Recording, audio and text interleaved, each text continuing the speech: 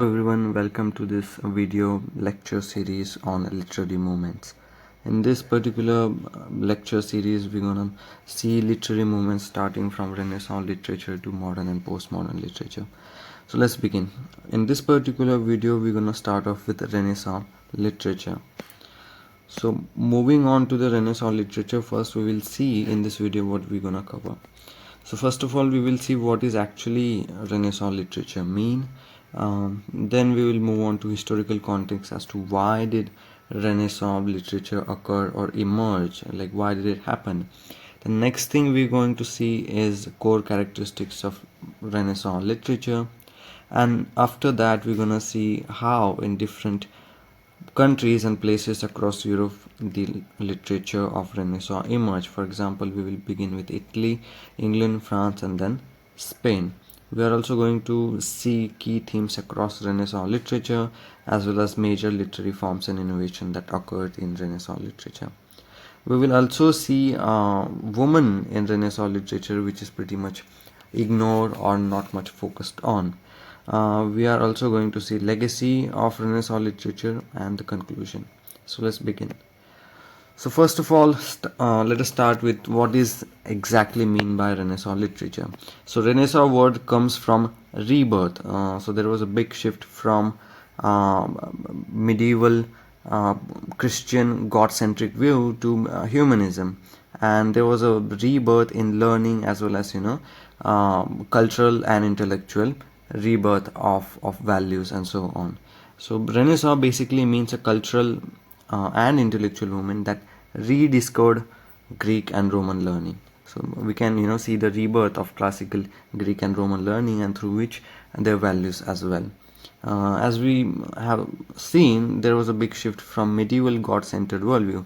So when we see the society of pre-Renaissance Europe, the society was mostly very religious, and the whole society was centered around the concept of God and Christianity.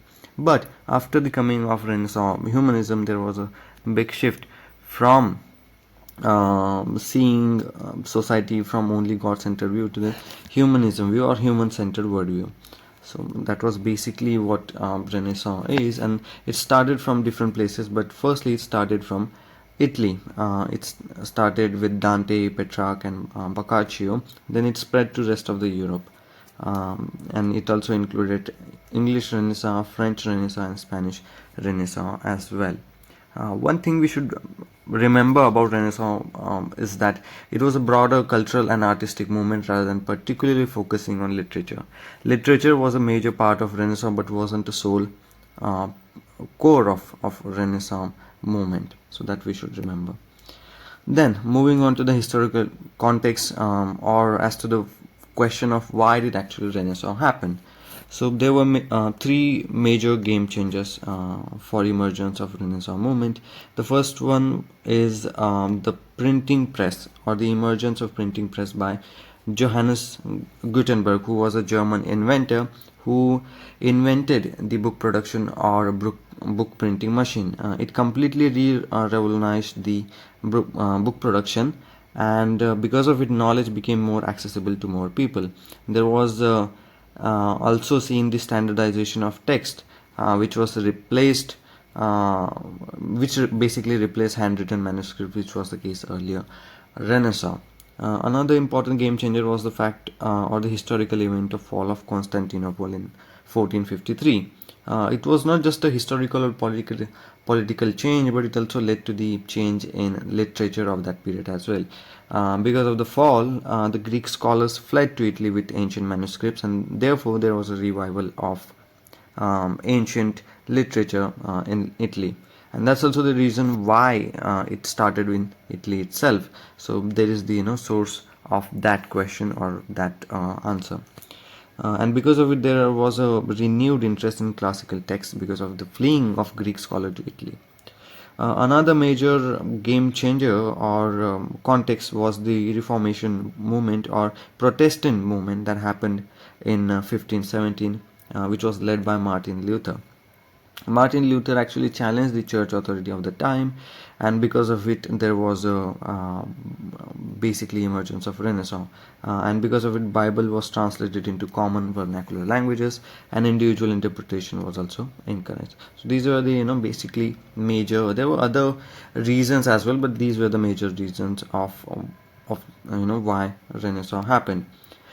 And talking about printing, we have to particularly discuss about printing because it has a large role in what you say emergence of Renaissance. So we will look this one in detail. So we can see that before printing, how the society was in terms of literature. So manuscripts were hand copies by monks as far as books were concerned, and books were very rare and expensive because of the fact only elite group of people, priests and kings or the elite people could read the books. That was the case before printing. But after the invention of Johannes Gutenberg, rapid book production started to take place. Books became cheaper and therefore led to the more number of readers. And ideas, because of it, spread quickly across Europe as well. There is a fun fact that by 1500, estimated of 20 million books were printed at that period of time, which is humongous.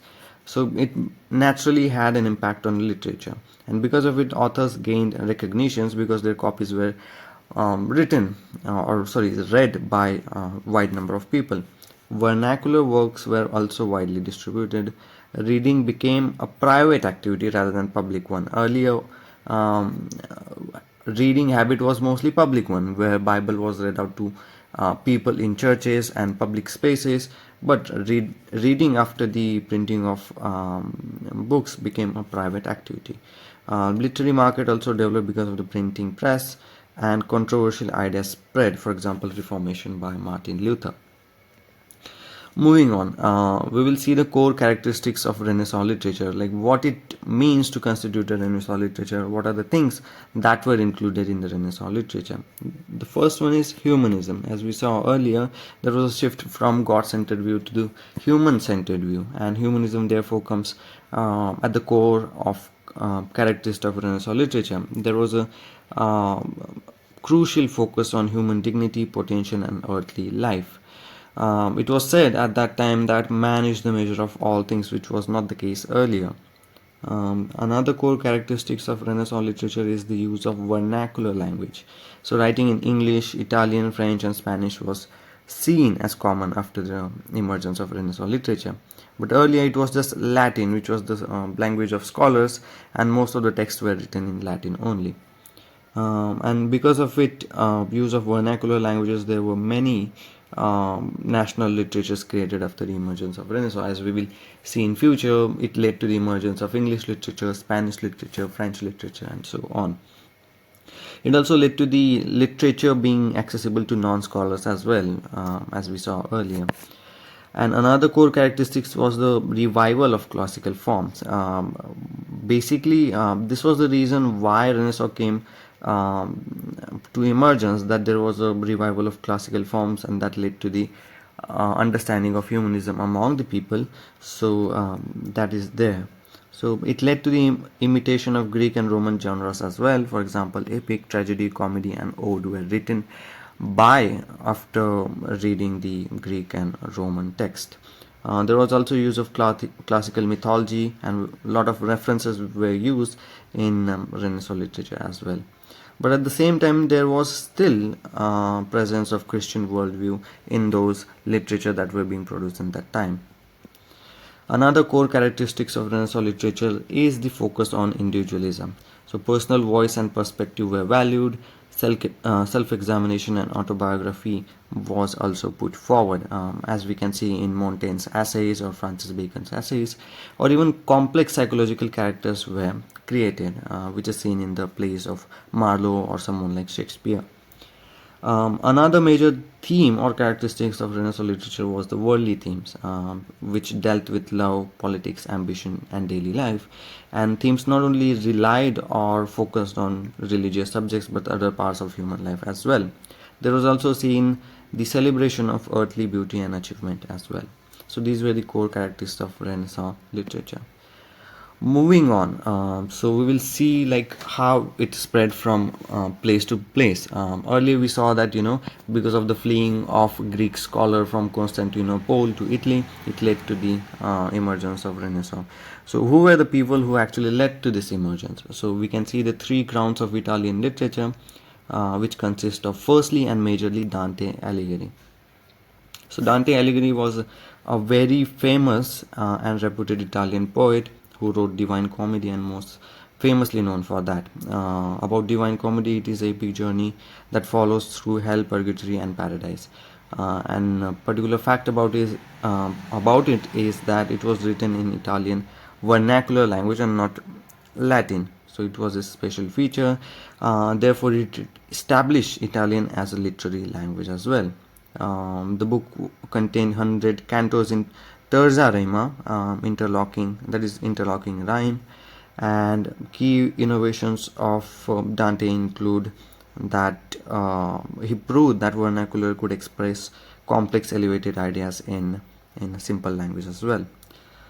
So moving on to the next figure of Italian Renaissance literature was Francesco Petrarca, or Petrarch. He was often considered as father of humanism as well. He wrote a set of 366 poems which is called as canzoniere, which were mostly sonnets. And these canzoniere consisted love poetry to Laura, and Laura being an idolized, unattainable woman in Petrarch's life. And this led to the creation of Petrarchan sonnet form as well. So the structure of this Petrarchan form, which is still used, consists of 14 lines divided into one set of octave and one set of sestet. In the first 8 lines, that is octave, we see a presentation of a problem being made in the poem, and later 6 line, that is a sestet, offers a resolution to the problem being created in the poem. So that is the basically structure of an Petrarchan sonnet. And talking about Petrarchan conventions, or what are the themes that usually dealt with these poems, is the fact that there is a presence of a lover who suffers from unrequited love. And often in these poems, lady is beautiful, virtuous, and at the same time very distant. There is also a presence of oxymorons and military metaphors as well. As we can see that the period was grappled with a lot of wars and fights and so on. So there is apparent presence of these military metaphors. Talking about the impact of Petrarch, his Petrarchism, or the use of Petrarchan sonnet form, sparked Petrarchism across Europe. So everyone in Europe started to imitate his poetic style. Next figure in Italian Renaissance literature was Giovanni Boccaccio, who wrote the Decameron, which was a set of 100 tales told by 10 people over 10 days. And it dealt with Florence city during Black Death plague. And it uses a frame narrative structure, and the content of it deals with realistic stories about all social classes. And it also had a culmination or combination of different tales, for example, comic, tragic, erotic, and even satirical tales. And it basically satirizes corrupt clergy and social hypocrisy, and it was written in Italian prose. It also proved to be a model for story collection, as we can see later, and most importantly, it influenced Chaucer's Canterbury Tale, which was a seminal text at that period of time. Then moving on to the next place, or the next country in which Renaissance emerged. As we saw, it emerged from Italy and then from to the other parts of the Europe, and in England it was most important. And one of the most major figures of English Renaissance or Elizabethan Golden Age was William Shakespeare. It is also interesting to know that this period is also called as Elizabethan Golden Period. It was age of or era of Elizabeth, and therefore it is also called as Elizabethan Golden Age. So talking about William Shakespeare, he is often considered as greatest writer in English literature, or probably all of world literature. It is because of the fact that he has written numerous plays, that is 37 plays, that included literally almost every genre. For example, comedies, tragedies, histories, and so on. His major works include this, and he has also written 154 sonnets which dealt with love, time, beauty, and mortality. And we are often grappled with the question of why does he matters, or why Shakespeare is so famous. There are a lot of explanations for that. First of all, he invented a lot of words which led to the increase of richness of English language. He dealt with universal themes as well. That's why he is still relevant in today's time. He's also known as master of blank verse and language as well. So these are a lot of things, a lot of qualities of Shakespeare that set him apart from other of his society. Moving on to the next figure in English Renaissance is Edmund Spenser, who is also known as Poet's Poet, and he was admired for his technical virtuosity. His most famous work is Fairy Queen, and it is an epic allegory written in 6 books.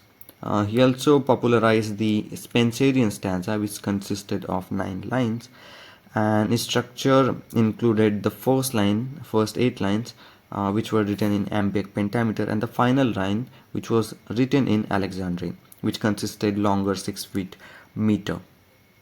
Another major figure is Christopher Marlowe, whose poetic line was also known as Marlowe's Mighty Line. He was a master of dramatic blank verse, and most of his plays were written in that verse only. One of his major work was Dr. Faustus, which explored the theme of ambition, knowledge, and damnation. Another of his important work was Tamburlaine the Great, which dealt with conquering hero with limitless ambition. And talking about significance of Marlowe, he elevated the blank verse and more specifically influenced Shakespeare in terms of his technical virtuosity or technical bravado. So he also dealt with tragic heroes and excessive ambitions as well. Moving on to another place, that is France, which was also a center of Renaissance movement, not just literature but other important aspects as well, be it painting, music, and so on. Talking about literature, France led to the birth of essay, and the most important figure which led to the birth of essay was Michel de Montaigne. He was a French essayist who invented the personal essay, which we even now use. He wrote a set of essays, which is called as essays, and which literally means to attempt or to trial. So these were 107 essays exploring ideas through personal reflection. One of or some of his key essays include this, and his style was mostly conversational, intimate tone, and there was a lot of use of personal anecdote as well. We can see from his essays that he was trying to make a sense of himself or his own beliefs. So that's why essays became kind of a self-reflective writing. His philosophy included skepticism, that he often asked himself about a certain question, what do I know? So he would set up a task to make him understand certain things or certain beliefs, and he would write about them, and that form would be called as an essay. So these essays were mostly self-examination of his own beliefs, then about tolerance and open-mindedness and acceptance of human contradictions as well. Talking about the legacy of Montaigne, he created the essay tradition which we now even use. He influenced the famous essayist Francis Bacon, who is perhaps most important or famous essayist. He also influenced Emerson and modern personal essay form as well. Then moving on to the other French figure, Francois Rabelais. He was a famous writer of that period as well. He is most famous for his work Gargantua and Pantagruel, which was a chronicle of giants, that is father and son. It basically satirizes monks, lawyers, scholastic education. He also included grotesque comedy in his work, where the physical description of eating, drinking, bodily functions were described in that book. And he held humanist education ideals. Another of his famous work is Abbey of Thélemy, which dealt with utopian monastery, and it dealt with freedom and natural virtue. There is also another term based on Rabelais, which is known as Rabelaisian. So any writing that is exuberant, body, or satirical, it has a alignment or which is synonymous with Rabelais' writing is called as Rabelaisian. So that we should remember as well. Then moving on to another place or another center of Renaissance literature is Spain. And in Spain we see the birth of the modern novel. And the central figure in the birth of modern novel is Miguel de Cervantes. So another important fact about Cervantes is he was a contemporary of Shakespeare and died the same day as Shakespeare as well. One of his famous work, or probably the most famous work, is Don Quixote, which was written in two parts. It is often considered as first modern novel, and it is very revolutionary for the fact that it is the second most sold, read, and translated book after Bible. So it was that famous. So why is it that famous? So it basically parodied the chivalric romances of that period of time. It had a great psychological realism which was not present at that time, and it also included metafiction and ambiguity as well. It dealt with various themes, for example, reality and illusion, and then power of reading and literature, and so on. Then moving on to the next topic, we will see the key themes across Renaissance literature. First and foremost is the human nature and potential. Basically, Renaissance asked, like, what does it mean to be a human? That was the central question of Renaissance, or probably the all Renaissance literature. Another major theme is of love and beauty, and even love, there are various types of love that are present in Renaissance literature. For example, there is Neoplatonic love, which deals with physical beauty, and it says how physical beauty leads to spiritual beauty, and then it leads to divine beauty eventually. There is another type of love, that is Petrarchan love, that we can see from Petrarchan sonnets. It mostly deals with the suffering from unrequited love, or we see lady as an idealized perfection. So it is seen as a very cliched form at that period of time, and therefore there was also emergence of anti-Petrarchan love forms or literature. So it rejected the cliches of that time, and it dealt with more physical, realistic depiction of love. Another major theme of Renaissance literature is power and politics, and most famous figure or famous book of that period was Machiavelli's The Prince, which dealt with politics and defending politics in favor of loss of morality. Even Shakespeare's histories and tragedies dealt with themes of power and politics as well. Then another major theme was appearance versus reality. In these plays, dramas, poems, and literature overall, life was seen as a theater. Like there was a theme of disguise and deception, that there was a one authentic self and people performed another self. We can see this from Shakespeare's comedies or even his tragic plays. There is also a theme of truth and illusion, which we can see in Don Quixote's madness or vision.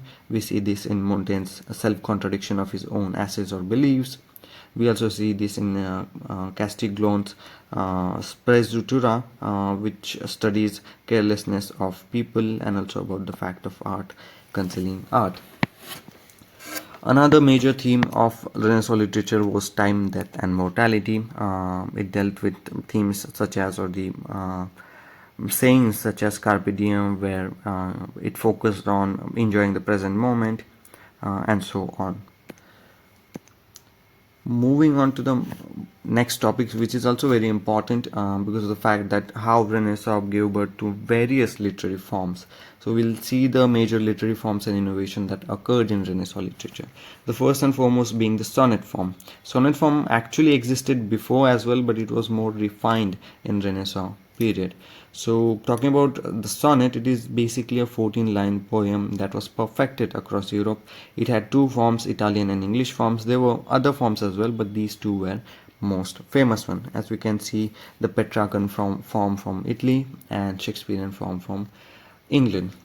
It was a dominant lyric form for expressing love. Another major literary form was the blank verse, which was unrhymed iambic pentameter, and it was used in the dramas of Shakespeare and Marlowe as well.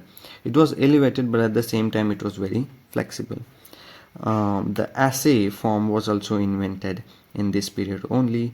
This was mainly invented in Montaigne's writings, which dealt with personal and reflective themes. It led to the explanatory thinking as well. Another major form was the novel or proto-novel. Novel did not actually finished its final form in the Renaissance, but it started in Renaissance itself. We can see that Don Quixote as an early example of the novel form. We see later on that in England how novel started to build as a compact, perfect literary form from the writings of Henry Fielding, Jonathan Swift, and so on. Basically, the proto novel was a longer prose narrative, and it had psychological development and multiple perspective as well, which was not present earlier as well. Another major form was drama, which existed early as well, but it enhanced only in Renaissance literature. There were professional theatres established in this period of time, especially in England at Elizabethan period. It also mixed various genres which was not seen earlier. Earlier, the plays were more tragic and they had a certain seriousness as well. Complex plot also were seen, and there were a lot of subplots as well.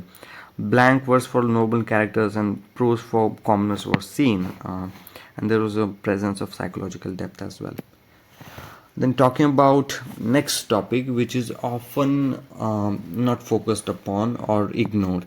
So there were a lot of women writers or figures, literary figures, who were present in Renaissance literature who were women, but are largely ignored. So there were a lot of contemporary or challenges at that period of time for women to write literature. First of all was the fact that there was little or limited formal education for women. There were social restrictions on women, but despite that, there were emergence of few female writers as well. As we can see in Italy, there was Vittoria Colonna and Gaspara Stampa, who mostly wrote love poetry as well. In England, there was Mary Sidney Herbert, who was a poet, translator, and a patron. There was Amelia Lehner, who wrote Salvadius Rex Judiorum, which was the first published volume of poetry by English women. So it is very important because of that fact.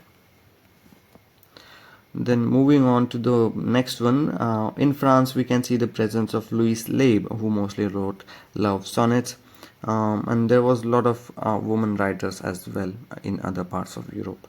And women in literature at that period of time, or the representation of women at that period of time, was seen, which was not earlier. For example, Shakespeare had very strong female characters, and there was also complex portrayal, but at the same time, some of the stereotypes, still persisted.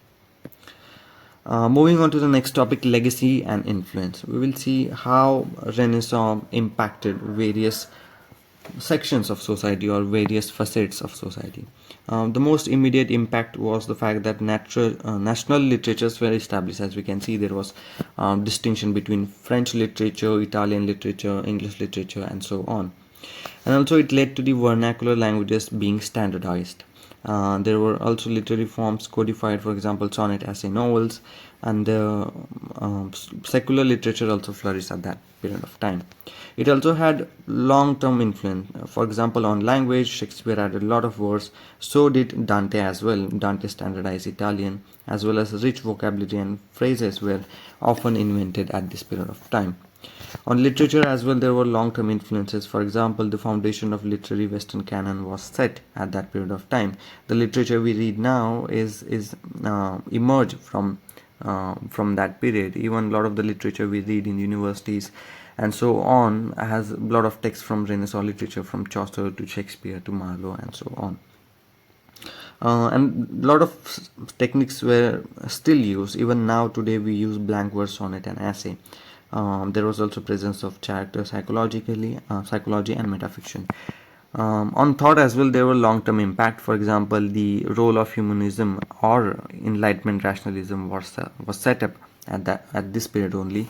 The individualism also started from this period only. There was a sense of skepticism, and modern philosophy started from Renaissance with the figures like Descartes and others. There was also political realism and birth of modern political science at that period of time, from figures like Thomas Hobbes or Machiavelli as well. There were a lot of cultural touchstone as well. For example, Shakespeare became so famous that his plays were started to perform worldwide. Don Quixote, we talked earlier, became the second most translated book after Bible, and there were a lot of cultural touchstone as well.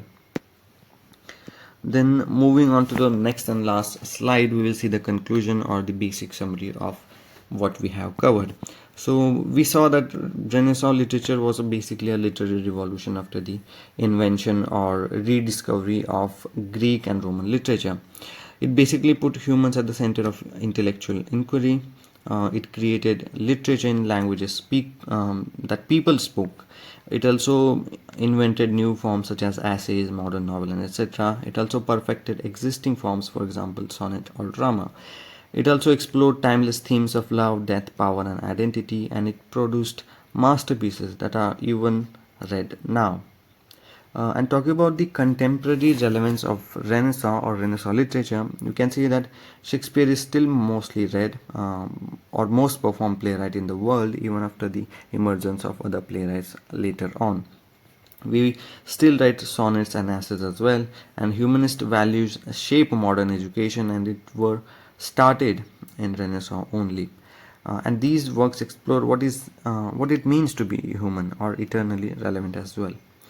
So, talking about Renaissance didn't just rebirth the classical learning, it also gave birth to modern literature as well. So, there is a lot of significance of literary Renaissance literary movement in present context. So, that was Renaissance literature. Hope you guys like it. We will continue this series and we will see you in the next video. Thank you.